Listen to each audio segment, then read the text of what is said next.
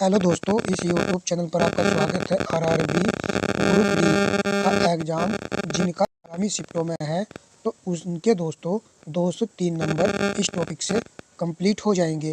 पहले भी इसने इस टॉपिक से प्रश्न पूछे हैं, 2 प्रश्न तो आपके पक्के ही हो जाएंगे। तो आप जो है इस क्लास को पूरा वॉच कीजिएगा, निश्चित ही एग्ज़ाम में आपको बेनिफिट देखने को मिलने वाला है।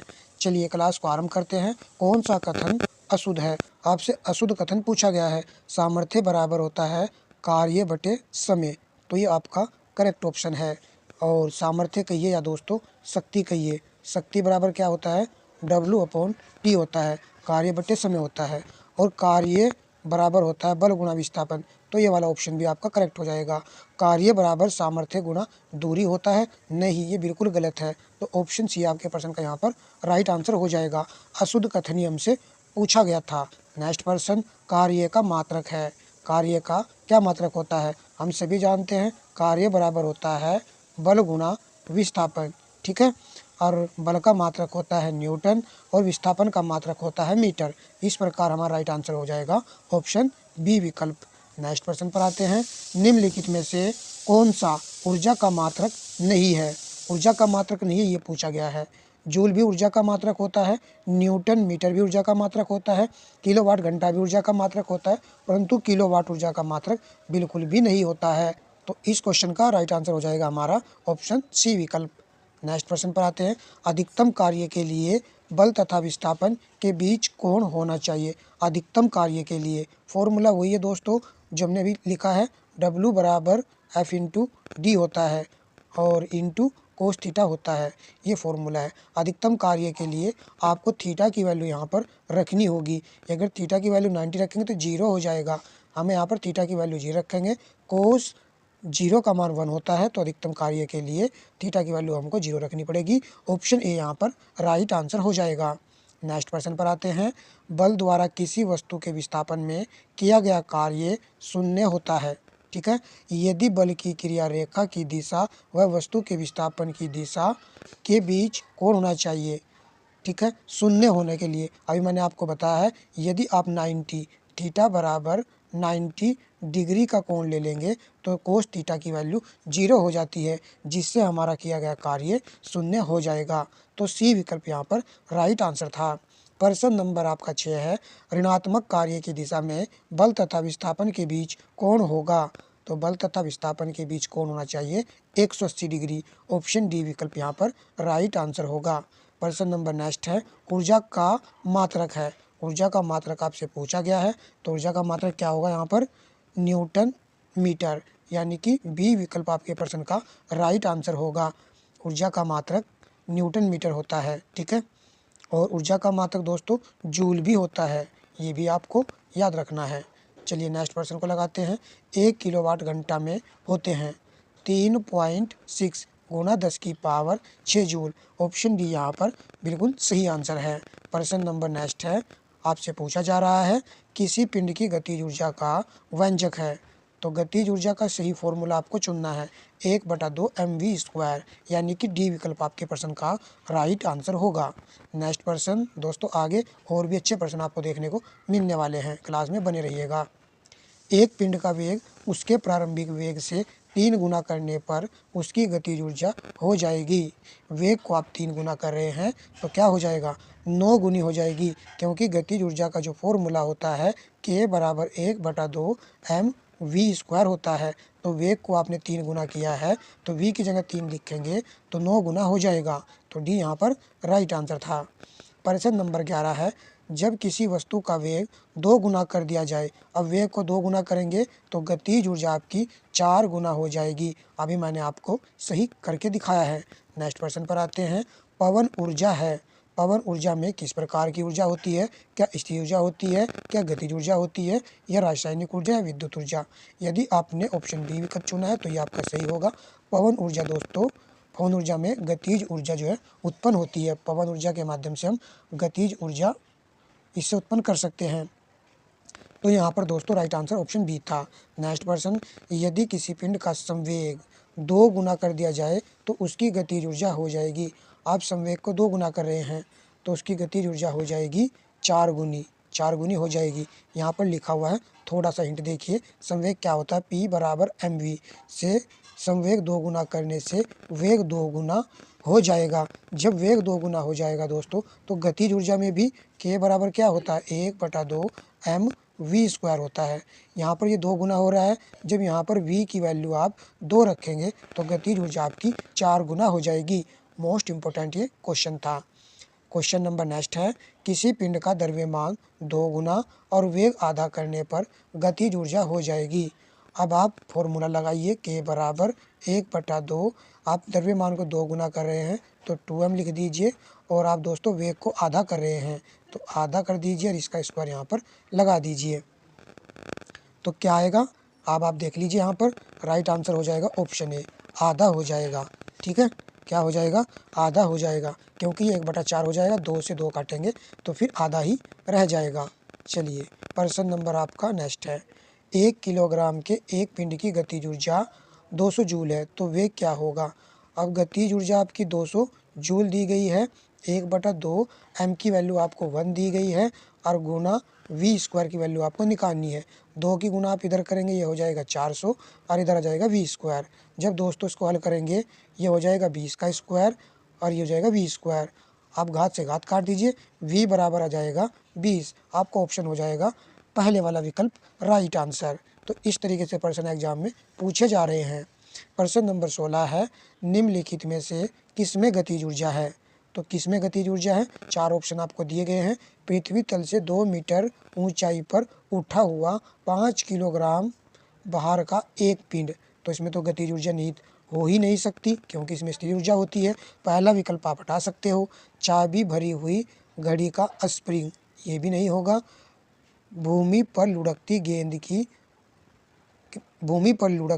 क्रिकेट की गेंद, तो जब क्रिकेट की जो गेंद है वो लुढ़क रही है भूमि पर इस तरीके से, तो उसमें दोस्तों कौन सी ऊर्जा है, गतिज ऊर्जा उसके अंदर निहित हो जाएगी।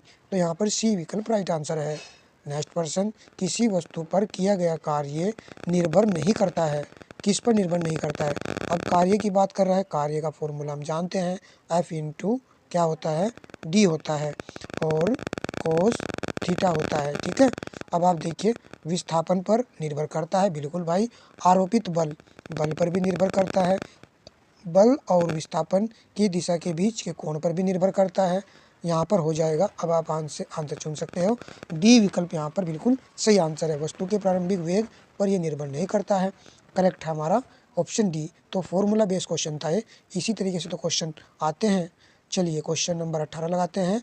एक वस्तु h ऊंचाई से गिर रही है, h/2 ऊंचाई गिर चुकने के पश्चात वस्तु में क्या होगी, ये आपको डिसाइड करना है। केवल स्थिर ऊर्जा, केवल गतिज ऊर्जा, आधी गतिज ऊर्जा, आधी स्थिर ऊर्जा। तो यहाँ पर ऑप्शन सी राइट आंसर है। ये बिल्कुल सही आंसर है और बिल्कुल एकदम से प्रश्न एग्जाम में छपने वाला है। ठीक है, नेक्स्ट देख लेते हैं। अब स्थिर ऊर्जा का फार्मूला आप सभी जानते हैं, U बराबर क्या होता है, mgh। तो जब आप इसको आधा कर रहे हो तो स्थिर ऊर्जा क्या हो जाएगी, आधी हो जाएगी। ठीक है, वेरी सिंपल है। चलिए नेक्स्ट प्रश्न पर लगाते हैं।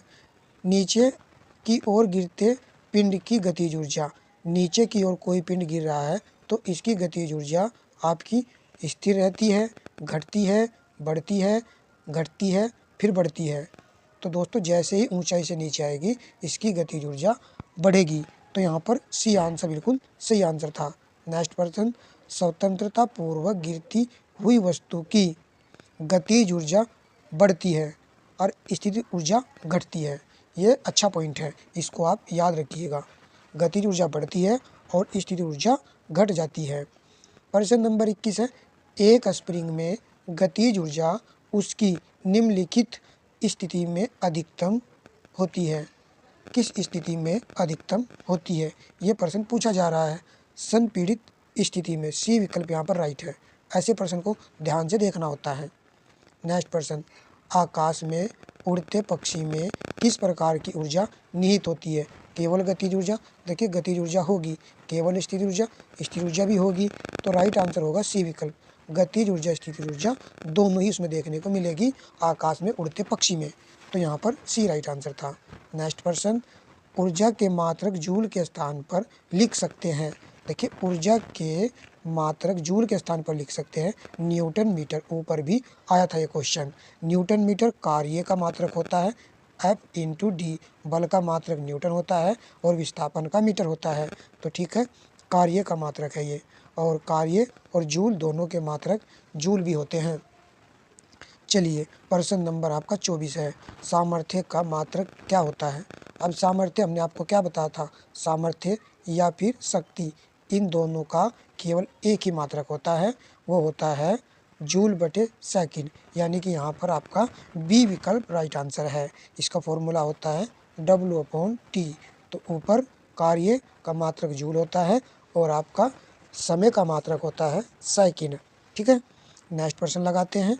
निम्नलिखित में से कौन सामर्थ्य का मात्रक नहीं है। सामर्थ्य का पूछ लिया गया है आपसे, सामर्थ्य का मात्रक नहीं है। तो शक्ति का मात्रक जूल पर सेकंड भी होता है और शक्ति का मात्रक वाट भी होता है, और शक्ति का जो मात्रक है यानी सामर्थ्य का जो मात्रक होता है वो अश्व शक्ति भी होता है, जबकि जूल सेकंड बिल्कुल भी नहीं होता है। तो बी यहाँ पर राइट आंसर है। बांध में एकत्रित पानी में कौन सी ऊर्जा निहित होती है। यदि बांध बना हुआ है तो वहाँ पर दोस्तों कौन सी ऊर्जा आपकी निहित होती है, तो स्थिति ऊर्जा देखने को आपको वहाँ पर मिलेगी। तो 26 का आंसर हो जाएगा ऑप्शन डी। नेक्स्ट प्रश्न, कार्य एवं सामर्थ्य में संबंध होता है। कार्य एवं सामर्थ्य में क्या संबंध होता है, तो इसमें संबंध होता है कार्य बराबर सामर्थ्य गुणा शक्ति। इसी को लिखा गया है ऐसे, ऐसे कैसे लिखते हैं हम इसको, सामर्थ्य बराबर जो होता है वो कार्य अपॉन समय होता है। ठीक है, तो बस यही हमारा करेक्ट आंसर हो जाएगा। नेक्स्ट प्रश्न पर आते हैं। एक मशीन 200 जूल कार्य 8 सेकंड में करती है, मशीन की सामर्थ्य क्या होगी। कई बार फार्मूला मैं बता चुका हूँ। तो यहाँ पर 200 आप ऊपर लिख दीजिए, 8 से इसको डिवाइड कर दीजिए। 8 दूनी हो जाएगा 16, 8 पंजे हो जाएगा 40। तो शक्ति का मात्रक क्या होता है, जूल पर सेकंड। जूल पर सेकंड नहीं दिया गया परंतु वाट तो दिया गया है ना, तो 28 का राइट आंसर होगा ऑप्शन ए। नेक्स्ट प्रश्न, 1 किलोवाट बराबर होता है। तो 1 किलोवाट किसके बराबर होता है, तो ये होता है, आप इसको याद जरूर रखिएगा, 1.34 अश्व सामर्थ्य के बराबर होता है। तो 29 का आंसर होगा ऑप्शन ए। नेक्स्ट प्रश्न पर आते हैं। निम्न में से किस प्रक्रिया में स्थितिज ऊर्जा का परिवर्तन नहीं होता है। स्प्रिंग को दबाना क्या इसमें होता है, हाँ भाई होता है। घर की छत पर चढ़ना ये भी सही है। दो आवेशित कणों के बीच की दूरी बदलना ये भी सही है। तो राइट आंसर हो जाएगा फिर हमारा ऑप्शन डी ही। स्थिर तल में एक सरल रेखा में गतिमान वस्तु पर त्वरक बल का लगना ये नहीं आएगा। तो हमारा डी आंसर राइट है। प्रश्न नंबर आपका 31 है। जब किसी भार को ऊपर उठाते हैं तो गुरुत्वाकर्षण बल द्वारा कृत कार्य होता है। जब भार को ऊपर उठाते हैं तो यह होता है ऋणात्मक कार्य। किस प्रकार कार्य होता है, ऋणात्मक कार्य होता है। प्रश्न नंबर 32 है। दो बराबर द्रव्यमान वाले पिंड वेग 4:9 के अनुपात में है, इनकी गतिज ऊर्जाओं का अनुपात बताइए। तो 4 का स्क्वायर करेंगे 16, 9 का स्क्वायर करेंगे 81, हो जाएगा आपका आंसर ऑप्शन सी, 16:81। नेक्स्ट प्रश्न पर आइए। 1 किलोग्राम एक पिंड ऊर्ध्वाधर दिशा में 10 मीटर प्रति सेकंड के वेग से फेंका जाता है। क्या हो रहा है, फेंका जाता है। यदि किसी ऊंचाई पर स्थित ऊर्जा 42 जूल है तो उस बिंदु पर पिंड का वेग क्या होगा। तो स्थित ऊर्जा कितनी दी गई है आपकी, 42 जूल दी गई है। तो यहाँ पर आपको ऊर्ध्वाधर दिशा में फेंका गया है। तो इसका राइट आंसर बनेगा दोस्तों ऑप्शन बी, 4 मीटर प्रति सेकंड आंसर बन जाएगा। प्रश्न नंबर आपका नेक्स्ट है। निम्न में से किस अवस्था में किया गया कार्य शून्य नहीं होगा। किस अवस्था में किया गया कार्य आपका शून्य नहीं होगा, ये हमसे पूछा जा रहा है। तो राइट आंसर हो जाएगा ऑप्शन डी, बल तथा विस्थापन परस्पर विपरीत हैं, तब किया गया कार्य शून्य नहीं होगा। अच्छा प्रश्न है, याद रखना है। जनरेटर में ऊर्जा हस्तांतरण किस प्रकार होता है। जनरेटर, तो जनरेटर जो होता है वो यांत्रिक ऊर्जा से विद्युत ऊर्जा में ऊर्जा को क्या करता है, स्थानांतरण करता है। तो ए विकल्प यहाँ पर राइट आंसर है। सूर्य पर ऊर्जा का स्थानांतरण किस प्रकार का होता है? तो इसका राइट आंसर बन जाएगा ऑप्शन सी, नाभिकीय ऊर्जा से प्रकाश एवं ऊष्मीय ऊर्जा। ठीक है, ये बिल्कुल यहाँ पर करेक्ट आंसर है। अच्छा क्वेश्चन है, ये भी मोस्ट इम्पोर्टेंट, परीक्षा में छप सकता है। एक ऊष्मा इंजन में ऊर्जा परिवर्तन किस प्रकार होता है? एक ऊष्मा इंजन में पूछ रहा है, तो ऊष्मीय ऊर्जा से यांत्रिक ऊर्जा में, ये भी एक अच्छा प्रश्न है। एक ऊष्मीय इंजन में, तो ऊष्मीय ऊर्जा से यांत्रिक ऊर्जा में परिवर्तन होता है। क्वेश्चन नंबर लास्ट है। यदि अभी तक आपने वीडियो को लाइक नहीं किया दोस्तों, तो वीडियो को लाइक कीजिएगा, शेयर कीजिएगा। सभी क्वेश्चन इंपॉर्टेंट थे। ये मैं क्लास आपके लिए दी थी। आपको एग्जाम में 100% 102 क्वेश्चन अवश्य ही छपा मिलने वाला है। गंगा नदी का पर्वत से मैदान में उतरने में ऊर्जा स्थानांतरण किस प्रकार होता है? ये आपसे प्रश्न पूछा गया है। तो स्थिर ऊर्जा, ऊपर जो है ना स्थिर ऊर्जा है, जैसे जैसे नीचे आएगा तो उसमें गतिज ऊर्जा उत्पन्न होती चली जाएगी। तो यहाँ पर आपका हो जाएगा ऑप्शन बी विकल्प। तो दोस्तों सेशन आपको जरूर पसंद आया होगा। यदि पसंद आया है तो वीडियो को लाइक करने के साथ साथ चैनल भी आप सब्सक्राइब कर लीजिएगा, ताकि इसी तरह की वीडियो और आपको उपलब्ध कराई जा सके। धन्यवाद दोस्तों।